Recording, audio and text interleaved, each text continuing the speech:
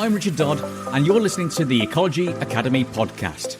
This is a show where we get to talk and learn about all things ecological, including interviews with top ecologists, both employers and employees, those working with ecologists, and also aspiring and inspiring career-seeking individuals setting out to make a difference.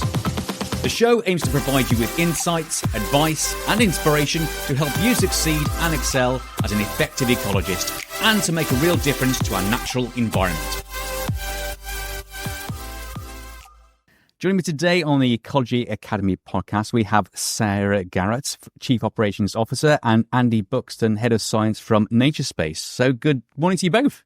Good morning, Richard. Excellent. Right, so we're going to jump straight into it. So, Sarah, please do tell me a little bit about yourself, and also, before we go into NatureSpace itself, just about your background in terms of where you got to in terms of NatureSpace today. Thanks, Richard. I'm Chief Operations Officer at NatureSpace. I've been working with NatureSpace for the last 7 years, developing a strategic licensing approach, which we're going to talk about a little bit more. And I suppose I got into this through protected species licensing work, working in local planning authorities, a planning ecologist, and just a general interest in all things European protected species. Excellent. Great. And Andy? So I'm head of science at NatureSpace. I've been involved with the scheme since before it was launched in various guises. So originally as an advisor, and then did a lot of the habitat creation and statistical modelling that underpinned the scheme before my current role. Before that, my PhD is from the University of Kent, looking at environmental DNA error rates, so survey error rates, detection probabilities, false positives, false negatives, things like that. And sort of operationalizing eDNA as a survey method. Before that, I was a consultant, actually I had a desk in the building that you're currently sitting in, Richard, above where you're sitting right now. So that was five years as a standard commercial ecologist for an engineering company. Well, we're looking after the building. Don't worry. It's a lovely building. I say at the moment we can hear the water flowing underneath the mill building. So it got a bit scary last week, but yeah, the floor was still dry, so that's good. It wasn't 1 year I was there. Oh right, okay. Thanks for that. Something to look out for. Okay, so in terms of then NatureSpace, let's look at the scheme itself and your company. So Sarah, just tell us a little bit about NatureSpace, why it was set up and what you do. So NatureSpace came about because Tom Chu and I were having conversations with the NGOs, particularly Amphibian and Reptile Conservation Trust and the Freshwater Habitats Trust, about 7 or 8 years ago. And it was at the time where there was a lot of interest from government into a better regulation and the red tape agenda, and how protected species were being dealt with in the licensing regime, particularly Great Crested Newts. And there was also growing awareness in the environmental sector that perhaps traditional approaches to newt mitigation on development sites wasn't having the desired outcomes. And at the time, Natural England had been looking at developing new licensing policies as a way of broadening the remit of licensing and broadening what could be allowed under standard licensing programs. And the idea of a more strategic approach to licensing was starting to become more embedded.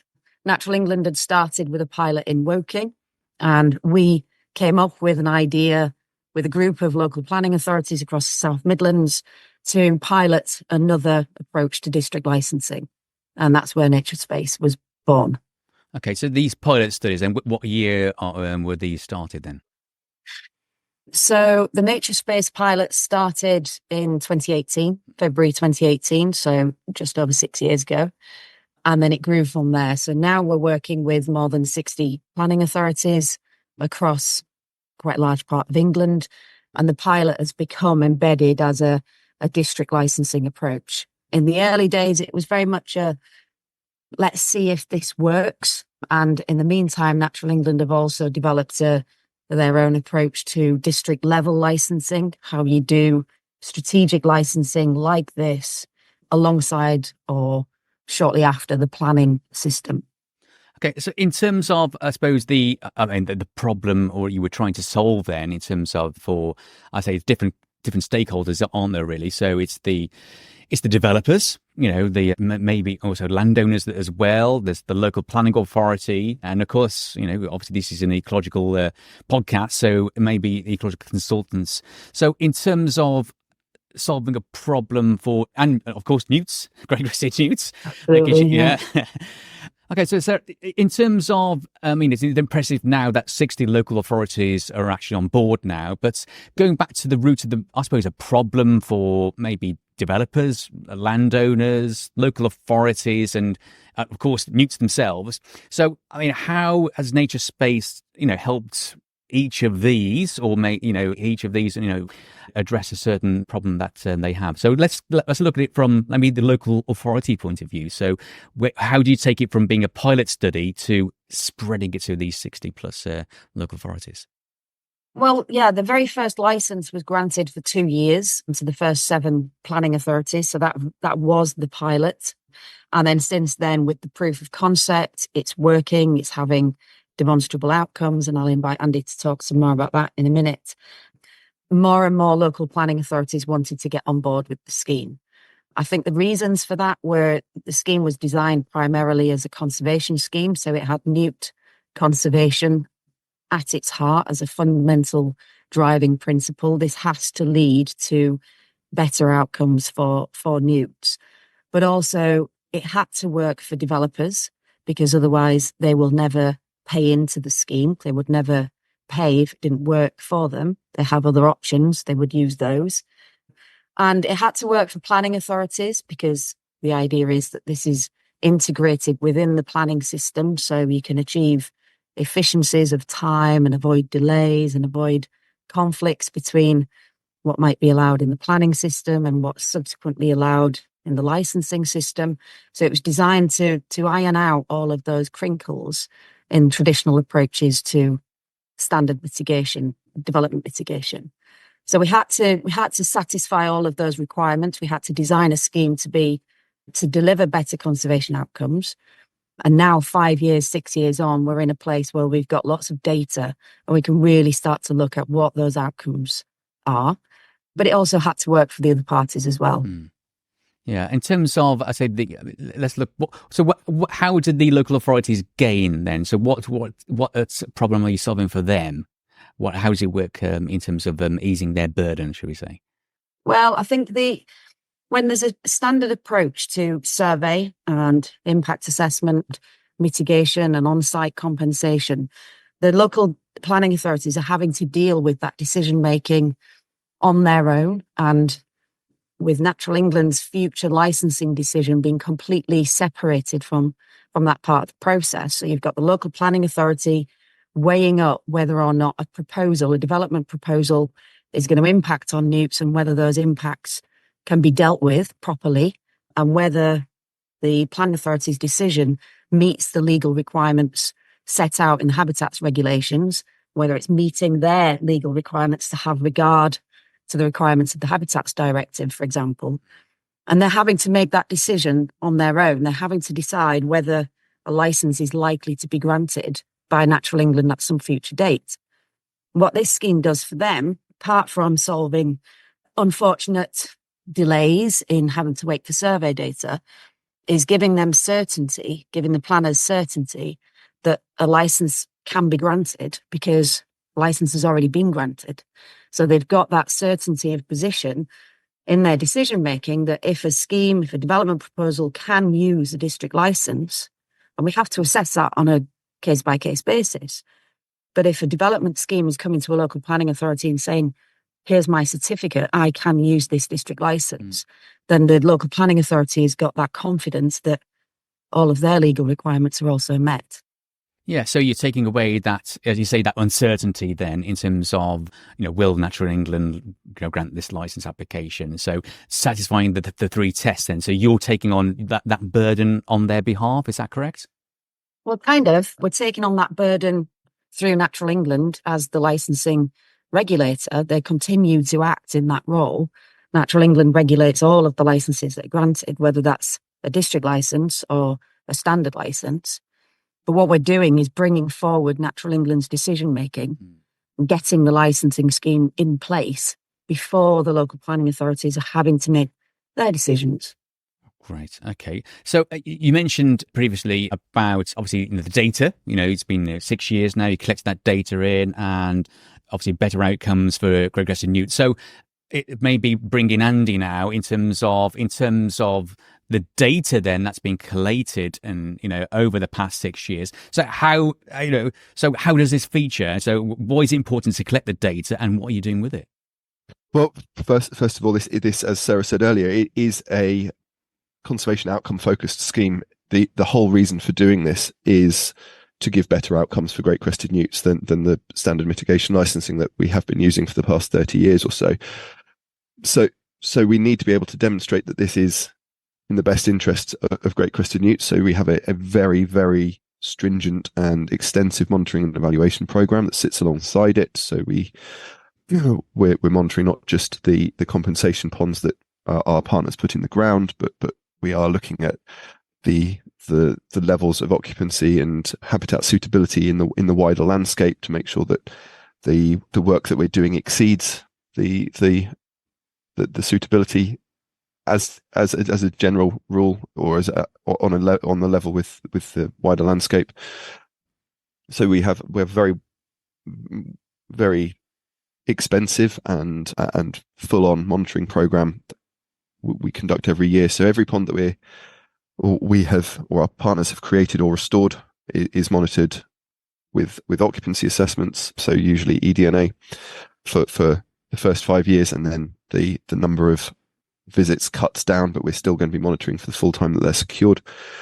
We use extended HSI, so Habitat Suitability Index surveys across all of these ponds. So we're visiting them very frequently to make sure that they are meeting the requirements of the standards that the habitat that we create is set within our license. On top of that, we were doing population assessments to make sure that we are not just putting in the ground the odd occupied pond here and there. That the ponds that we are creating are forming a core section of metapopulations, so that they are the real drivers for population in the locations which they're situated. That they're the ones that can be seeding in time, will be the ones that are seeding further expansion of the population. We link all of our assessment of the regional scale to the favourable conservation status metrics. So we evaluating before we get the license what the current status of Great Crested Newts is, based on wider surveys for range, distribution, population, habitat, and prospects as well. So how they're likely to be, the trajectory of the species in the area, and then we are updating that regularly post works. So yeah, very, very intensive evaluation, both pre and during the scheme running. Yeah, and in terms of that final evaluation, then you've got this data. I mean, is there do you publish this at all in terms of any research papers going on at the moment? So we are, as Sarah mentioned earlier, just past the 6-year mark. So we're operating on a 5-year cycle. So we've about a year ago came to the end of our first 5-year evaluation cycle, where we have been doing a deeper dive into the data. And I'm sure you appreciate the lead-in times with analysis and getting things published. But we have a couple of things in the works that should be coming out relatively soon. So yeah, we are going to be publishing the data, but academic timeframes mean that it's not out yet. But a lot of this evaluation is based on, in fact, the whole scheme is based around a predictive modelling. So we have species distribution modelling at the core of it, which gives us our lovely 5-coloured risk zone maps. So white, green, amber, red and black, which allows the impact assessment to look at the likely presence of Great Crested Newts for a development site. But we can also build on that with evaluation. So one of the big pieces of work that I've been doing recently, and I presented on it at the Herp Workers meeting a month or so ago, and I think this will probably have gone out by the time I'm presenting it to SAIM next week. One thing that you can do with the species distribution modelling that we use is you can firstly use it to predict where newts are now. So you look at the landscape variables and where you've got data, and you can identify the suitability of every single point across the landscape on whatever scale you're looking. We used about 25-meter grid across the whole of the region, every region that we're working on. So you can then change the input variables, which with the work that we have done. So where ponds have been lost, where ponds have been created, where habitat has been, what all the habitat changes through development, all the habitat changes through terrestrial improvements that our partners have created. And you can look at the overall suitability of the landscape, just considering the work that you've been doing. And this is what I'm going to, one of the papers that we've been pulling together at the moment, and we're showing even after 5 years a statistically significant increase in suitability across the landscape based on the district licensing scheme, which is fantastic. And I was not thinking it would be that. I didn't think we would get a statistically significant output on the scale that we're talking. So for the original area we launched in was about 4,500 kilometers squared. On that scale, a statistically significant change over just 5 years is huge. It's fantastic to see for the species. And you mentioned about partners there. So who do you, I don't know if it may be a question to Sarah, I don't know, but in terms of partners, partnerships, how are those formed, and who are you partnering with other than local authorities, So we work very closely with Amphibian and Reptile Conservation Trust and the Freshwater Habitats Trust, and we have done throughout the development and operation of the district licensing scheme.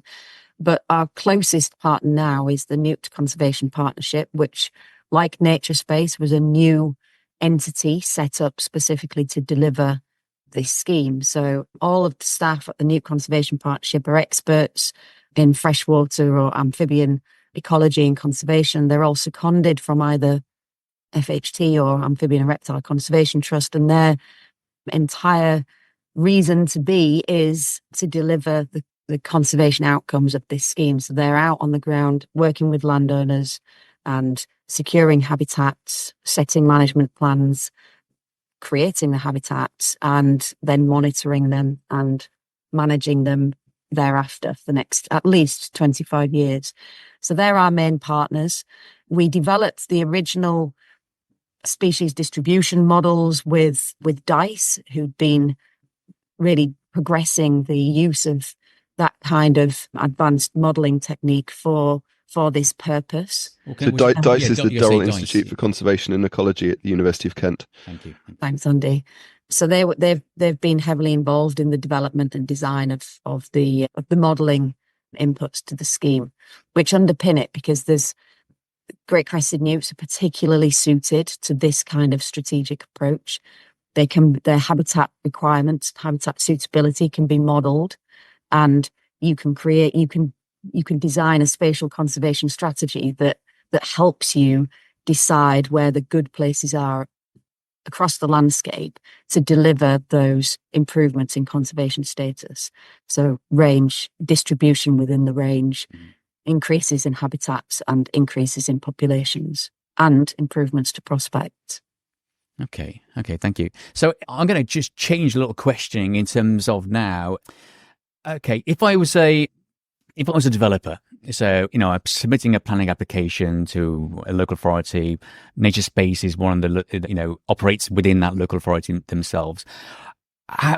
What's the process of the developer knowing about the scheme? So where do they get their information from? Where does it where did they come from? And I suppose let's run through a little process of, okay, now I've identified NatureSpace is an option. Why would I go with NatureSpace? So let's go back to that first question then. So how does a developer find out about the scheme itself?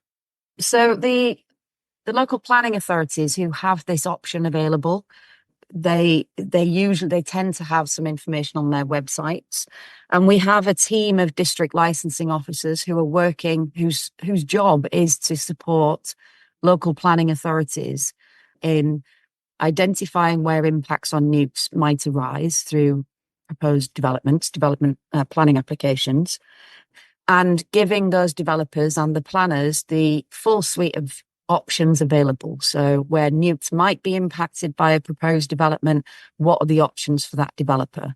So District licensing is one of several licensing options. The developer can choose to go out and survey, do their own surveys, wait for the survey season, go out and use that traditional standard approach to ascertaining whether newts are likely to be on or around the development site, and therefore whether they're likely to be impacted by whatever type of development is proposed there. They could do that. And if they find they've got Great Crested Newts, then they've got licensing options. They might be suited for the low impact class license. They might wish to go down the standard licensing route, or they can use the district license. Now, the district license is designed, as we've said already, to present benefits to developers. They don't have to wait for the survey season. They don't have to go and do those newt surveys. They can just enter at any point in the year. But at any point during that planning application process, the developer can opt into the district licensing scheme as one of their options. So they find out about it through the planning officer or going onto the planning authority's website and just seeing that suite of options that's available to them. Okay, so I mean, looking at it from, I suppose, an ecologist's and as an ecological consultant's point of view. Now, probably an ecological consultant is being liaising with their clients prior to anything going into the local authority. So maybe the first knowledge of this scheme or different scheme, should we say, was probably going to be presented by an ecological consultant rather than a local authority. Is that fair? Yeah, that's true, actually. And so we do try hard to reach out to ecological consultants, and we work with the ecologists in local planning authorities as well, where they are there. And we're trying to get the message out. And a lot, to be honest, is spread by word of mouth, where ecologists have used the scheme before and want to use it again because of the benefits that the scheme delivers. So there's that element. The ecologists already know about it. We've got information on our website. We try and get information out there to share with the wider world. For example, the monitoring report, which I'm sure we'll loop back to in a bit, that the New Conservation Partnership have just published. Getting the information to the ecologists, not just on the benefits for developers, but the conservation outcomes of the scheme is also really important. Okay, yeah, I think that's it in terms of, I suppose, obviously we all want successful outcomes for Great Crested Newts. That's the ultimate aim for, obviously, NatureSpace, for ecological consultants and local authorities and a lot of people, so it's a lot of different interested bodies there. In terms of, I suppose, breaking that barrier, if an ecological consultant is going to sell or advise their clients on a particular licensing route or scheme that enables them to, because the developer just wants to get their project finished, over the line, completed. As you say, it may be time sensitive. More than likely it is. There's certainly going to be a budget associated with their proposal as well. I suppose, let's look at it from an ecological consultant's point of view. How are you, I say, raising awareness to those those ecologists? And also, I mean, here we go. How would you enable us or advise us to maybe promote the scheme over and above others, and where's the balance to be had? Yeah, so I think we're always looking for ways to talk to ecological consultants and get the message out there about what the scheme can deliver for their clients, for your clients, and the benefits to, well, all of the benefits that we've already talked about. So we're trying to get better at that messaging and communications, and it's a tricky balance, isn't it? Because you can spend a lot of time on social media, and people need information. So getting that information out to people is always really important. We do offer training courses. People can come to us for bespoke sessions, and the team will go along and explain to them about how the scheme works, benefits for clients. So that can sometimes help within individual consultancies. And like I say, trying to really spread the word about the outcomes. And now we've got demonstrable outcomes and publications coming out, then that's information that we can share with people. Yeah, I mean that's important in terms of, I suppose, that, if we look at the traits, behaviours of ecological consultants, they're very technically minded in terms of they probably got high ethical value, ethics in terms of, okay, I'm only going to promote something if it actually does work and for the benefit of the newts. That's their main area. You mentioned about, coming back, demonstrable results, monitoring reports. So how crucial and what is involved within these monitoring reports that may enable like an ecological consultant then to have confidence within the scheme itself. So the monitoring report that has just been published by our partners, the Newt Conservation Partnership, has broken down all of the pond creation that they've been doing over the past 5 years since the original scheme launched in the 7 LPAs, and then so they've created or restored over that nearly 6-year period, because this was the data and it's up till December 23. Nearly 360 ponds have been delivered, and then they also break down the amount of terrestrial habitat that has been created as compensation for the scheme.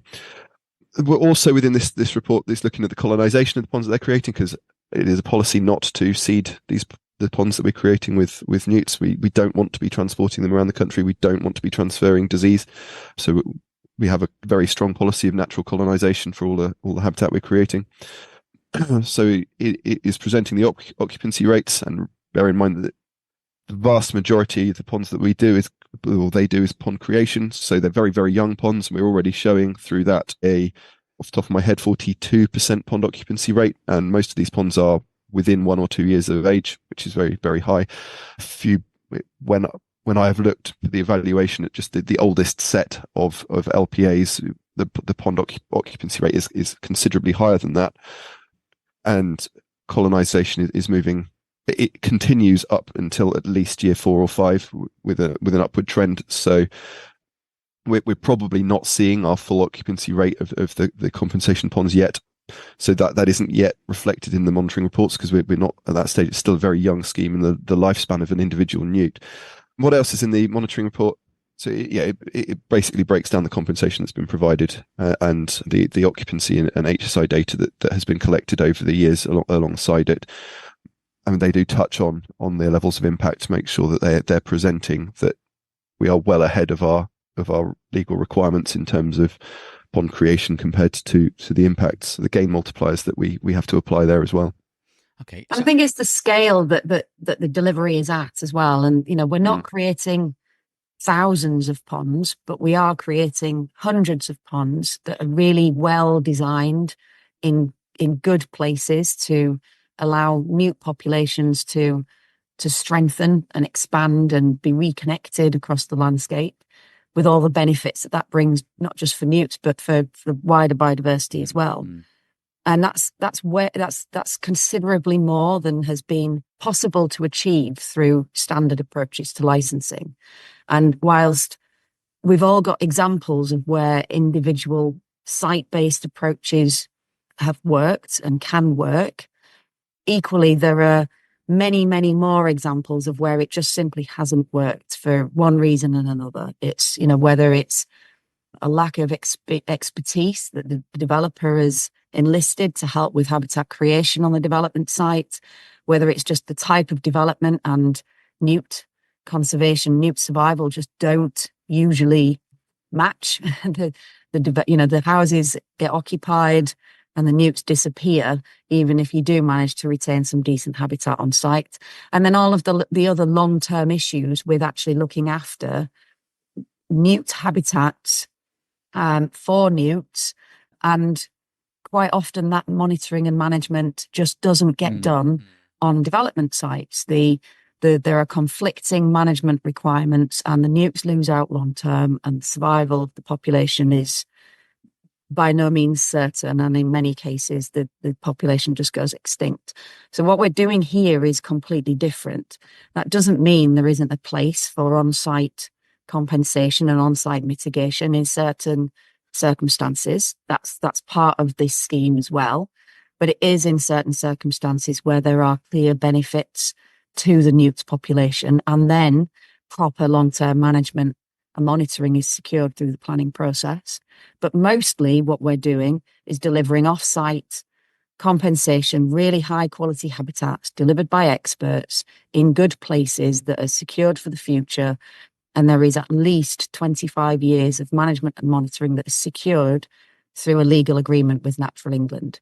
And going back to one of your earlier questions, Richard, one of the benefits for planning authorities is that they have no long-term responsibility for that long-term management and monitoring. We do, and the Newt Conservation Partnership do, and Natural England regulates and will hold us to account to that. But the developers don't have any long-term responsibilities either. We take that all away.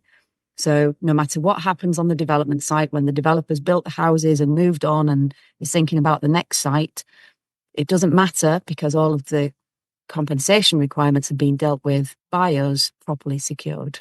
Yeah, there's one exception to that, and that is under the NatureSpace district licensing scheme, we can consider on-site enhancements or creation of habitat, provided it is secured by an HMMP that has very stringent long-term suitability for newt requirements associated with it, and then the developer would maintain a little bit but of a requirement to report to us on the long-term suitability, and we would actually go out and compliance check most of those.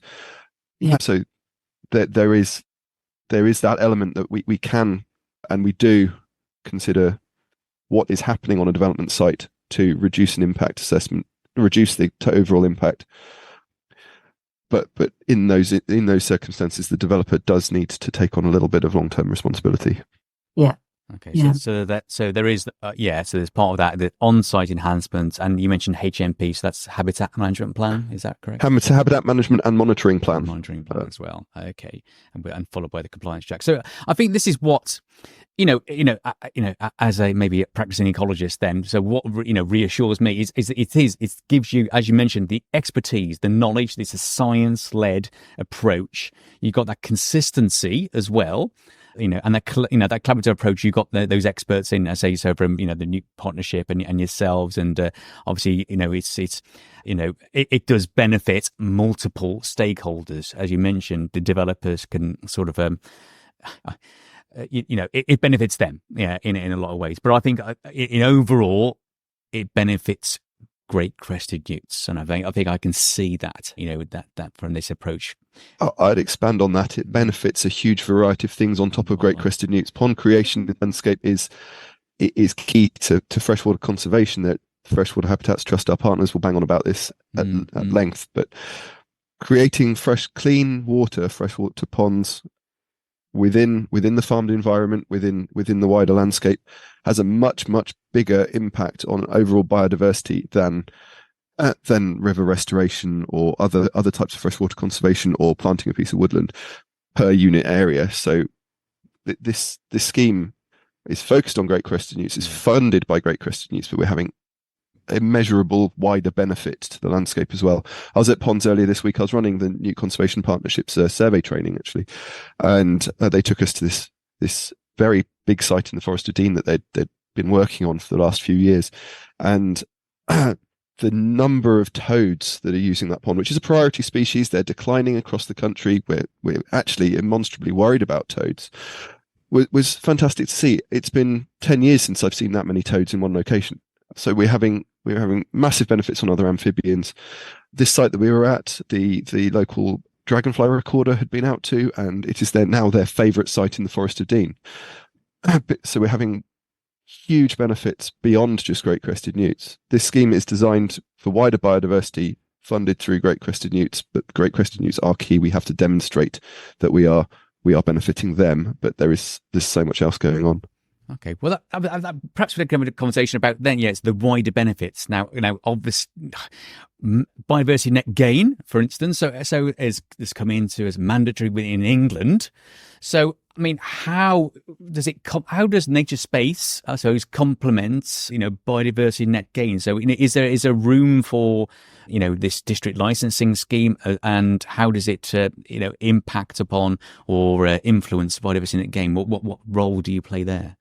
Well, the overall message here is that they are completely independent schemes from one another.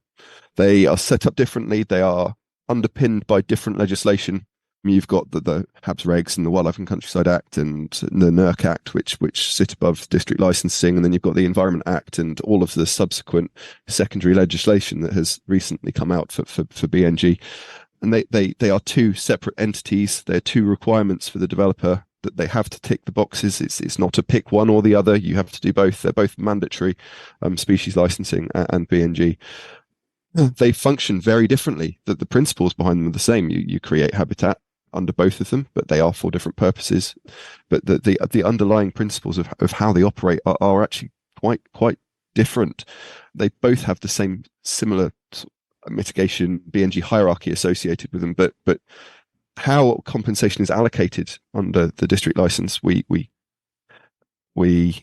take all of the impacts from across a region, which regions are usually county based in our system, and we pool it. And we take all the compensation across the same spatial scale, and we pool it, and we make sure we are maintaining our gain ratios at that scale. Whereas under BNG, you've got the gain applied to the individual site, you've got the compensation that has to be directly linked to an individual site. So there are fundamental differences between BNG and district licensing that if we were to start selling the BNG value of our compensation sites, which is allowed, provided additionality rules are met, we would have to get around these differences in how compensation is assigned. We'd have to get around differences in how our legal agreements are set up. So, as Sarah mentioned earlier, we're underpinned by a NERC Act between the Newt Conservation Partnership, ourselves, and Natural England that regulates us.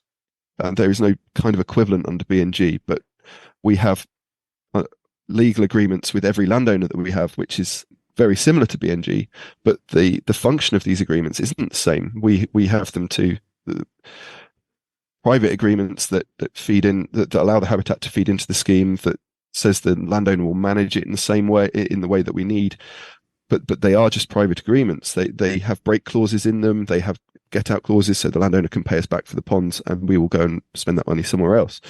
Under BNG, it needs a Section 106 agreement or a conservation covenant to do the same role, which then gets placed onto a national register, which then gets placed onto the local land registry. And a lot of the landowners we're talking to don't want to go down that route. It restricts them much more than they're willing to go through.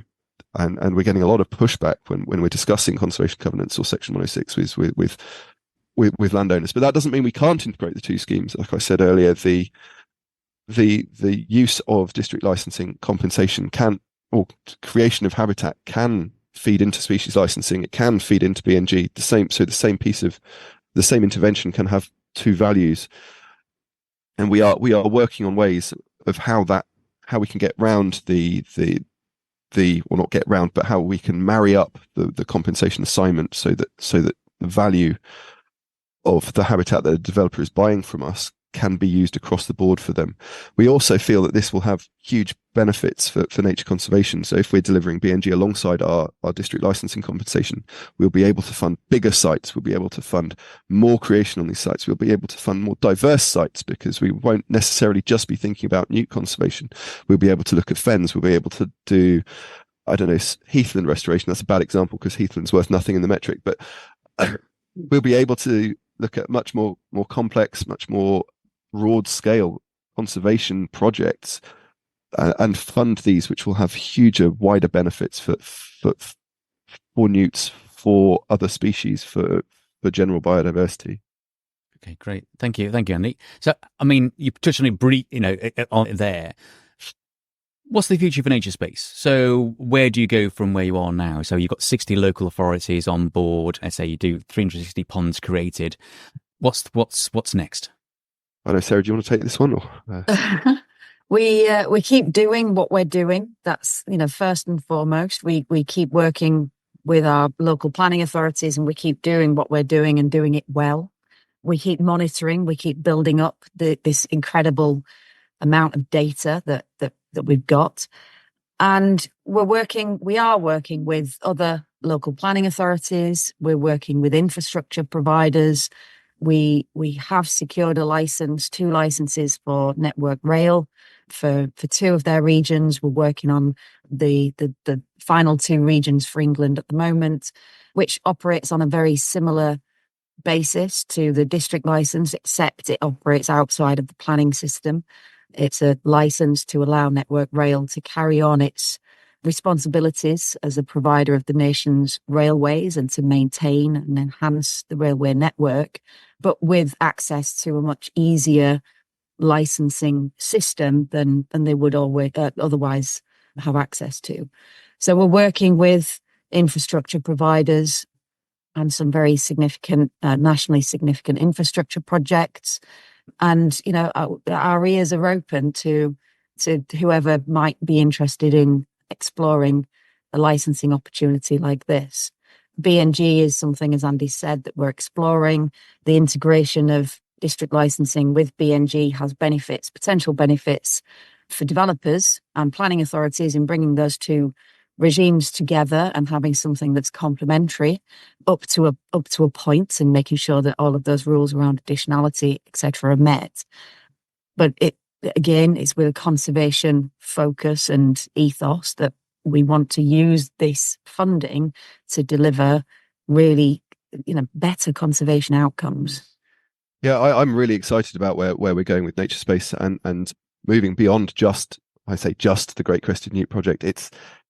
I've been involved with it for nearly 10 years. It's a great scheme, but the release of BNG recently has brought in so many more options for wider ecological benefits that we can deliver through through the similar types of programs. So, for instance, we could be using BNG habitat and focusing on how that habitat is created and managed for species that wouldn't normally be thought about. We can look at Section 41 species, for example, that aren't usually mandated mandated by local authorities. Something that needs to be considered, particularly where large areas are needed, because it's just not financially viable for a developer. But BNG brings that online, and we have many sort of ideas of where we can take this to give benefits to nature conservation, to nature recovery, much broader than we are at the moment. And BNG is our link into that. It is our way of making it affordable for developers. So I'm really excited to the future of NatureSpace and us broadening out. Okay, thank you for that. So in terms of, moving back to ecological consultants, shall we say? So, I've got this client, obviously it's fictitious. We have this client that, we're advising them on some of these different options. They've got Great Crested Newts, or potentially have Great Crested Newts within their development themselves. What considerations should we be considering within our profession and advice to our clients? And how does NatureSpace, the district licensing scheme, benefit the advice we give or to the developer? Yeah, okay. So the developer, like we've said, has a choice. The ecologist has a range of options to present to their developer clients on how they might want to deal with their Great Crested Newts and the impacts on Great Crested Newts. And the district licensing scheme offers a really fast and efficient route into a license that can be dealt with at the same time as the planning application is being determined by the local planning authority. So if the developer is keen to get on site quickly, for example, doesn't want to wait for the survey season, wants to cut down post planning permission delays, doesn't want to have to seek a separate license, then by entering the district licensing scheme during the planning process means that all of the licensing issues are dealt with in respect of Great Crested Newts. This doesn't solve any of the wider potential ecological impacts. All of the normal surveys have to be carried out, and impact assessment and mitigation proposals, whatever might need to be done for the wider biodiversity or ecological impacts. And the same with the BNG assessment, that still runs. But in terms of newts, which are often the sticking point, they're the tricky species to deal with. It often takes the longest, far longer than anything else. They can enter the district licensing scheme during the planning process, and they can find out exactly how much they're going to have to pay to deal with newts before they even get planning permission. They don't have to pay that whole amount before they've got the certainty of having planning permission. they enter, they pay a small fee, and then once they've got planning permission, then they can pay the full compensation payment. So they've got certainty pre-planning, and then as soon as they got permission, then they can be authorised under one of the district licenses. So it just cuts out loads of uncertainty over timings and costs, long-term costs. They see all of the costs up front. There aren't any hidden long-term, oh, I've got to come back and do some more monitoring type costs in year 8. They know everything up front. They can make a clear decision based on all the facts pre-planning. All they have to do is come to NatureSpace, have an assessment, and then they get some paperwork to submit to the planning authority as part of their planning application.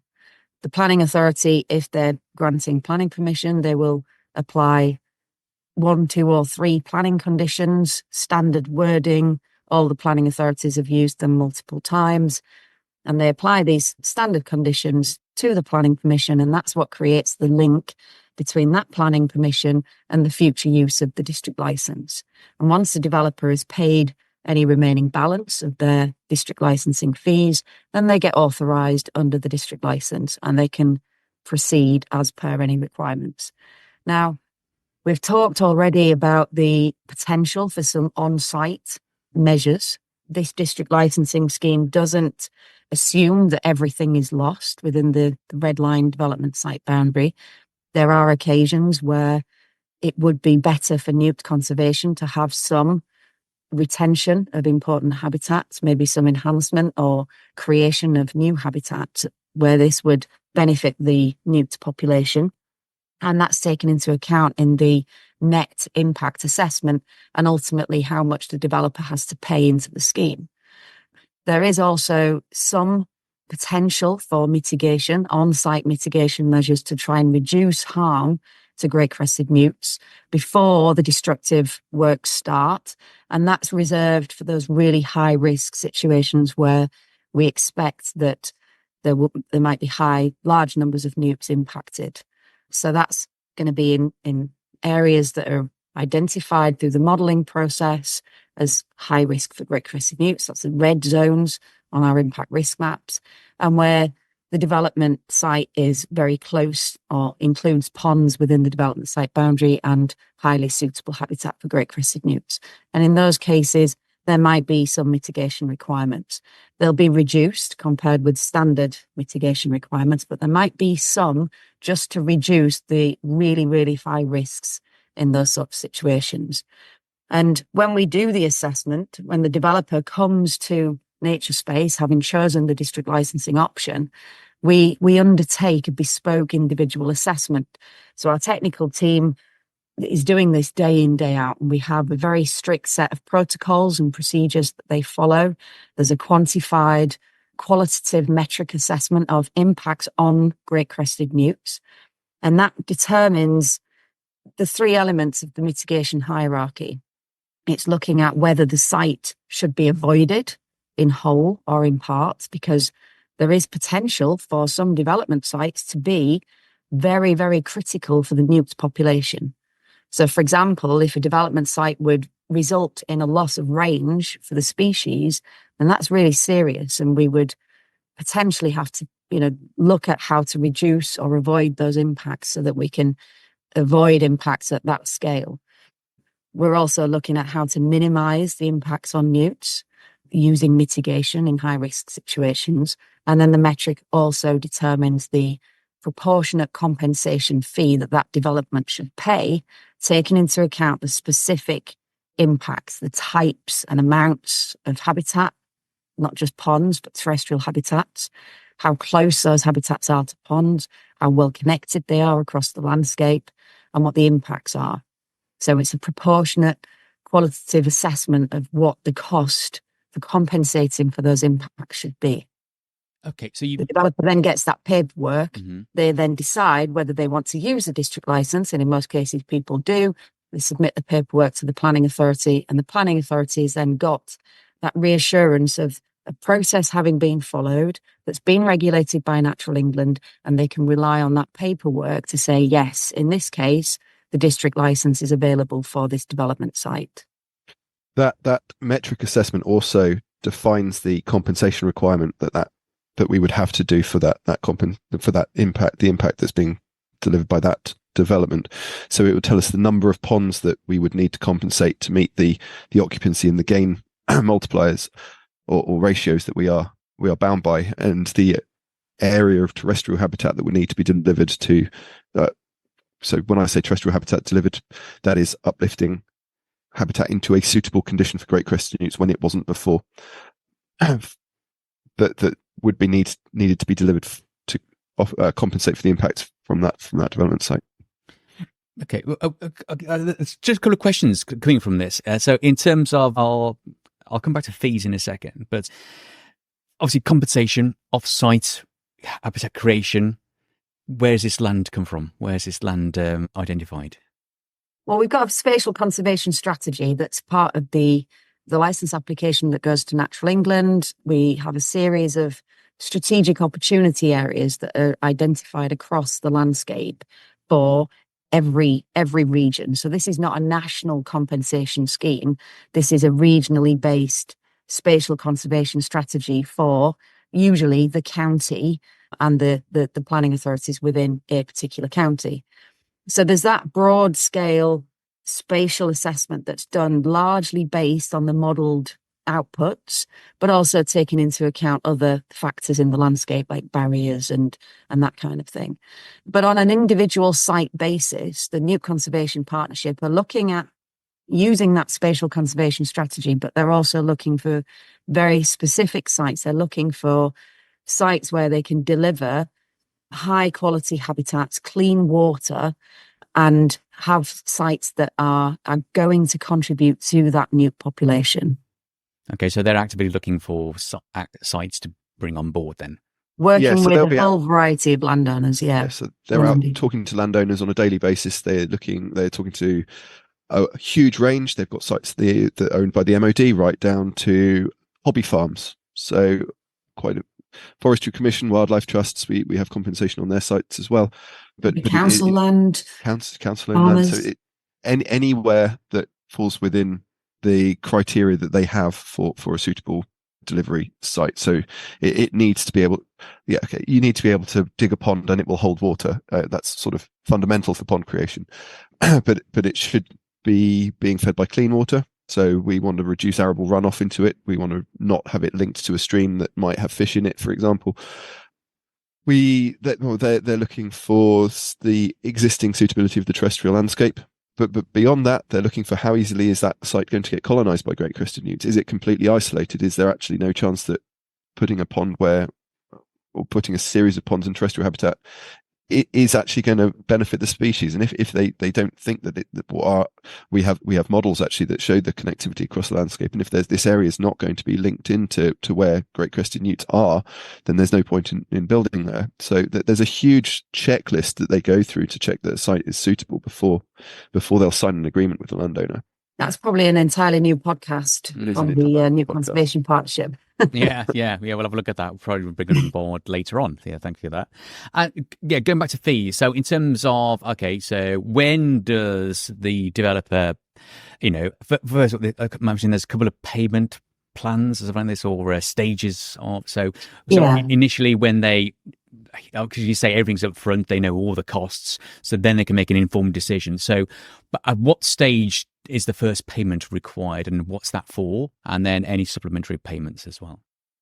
Yeah, so the first stage payment is required pre-planning, but for many cases now we offer an upfront free upfront assessment service so that people can see before they've paid anything at all what the second stage fee would be, so they can see the fees in their entirety before they pay anything at all.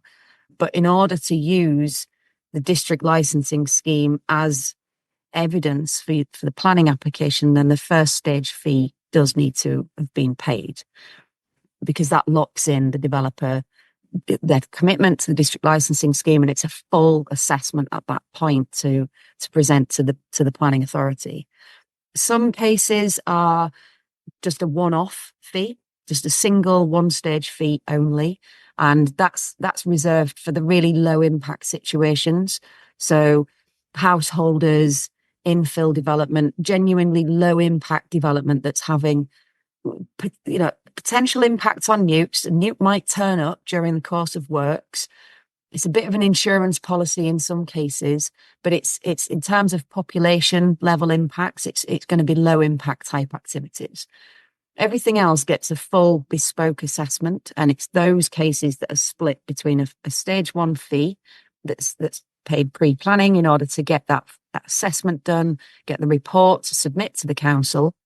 But then the remaining fee, the second stage fee that we call it, is payable after planning permission's been granted. So people aren't having to pay large sums of money before they know if they've even got planning permission. In all cases, all of the fees, whether it's a single stage fee only or it's a split stage 1 and stage 2, the 40% of the money goes straight to the Newt Conservation Partnership for habitat creation and the long-term management fund, where they put aside money, secured money for the long-term management of all the habitats that have been created. So that happens with all of those fees. And then on top of that, we send about another 20-25% to the Newt Conservation Partnership for monitoring.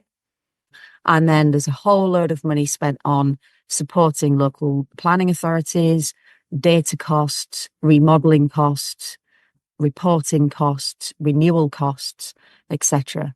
But those fees are split across all of the payments that we receive from developers. So it's not that the first stage payment is just paying for a piece of paper. It's also contributing to the scheme, because in this way we can make sure there is that continuous flow of funding for the Newt Conservation Partnership to start to go out before a developer has fully entered the scheme. Start to go out and be looking for those habitats, new habitat opportunities in the places where development is likely to need it. Great. Yeah, thank you for that. That's really clear. And so about 35% goes to operational activities then, really, roughly speaking, broadly speaking. Yeah, great. I say you've been very generous with both with your time there. So I'm going to draw today's podcast to a close, but I just wanted to say, Sarah Garratt, Andy Buxton, thank you for joining me today on the Ecology Academy podcast. Thank you. Thank you, Richard. If you enjoy our show and want to help, then please click on the subscribe button and rate us on your favourite podcast player, as that's how you can inspire ecologists in the making, help retain great talent, and provide insights of our industry to a much wider audience of why ecology really does matter. Thank you. And remember, learning is a lifelong endeavour, so stay curious, be adventurous, and build bridges for others to cross.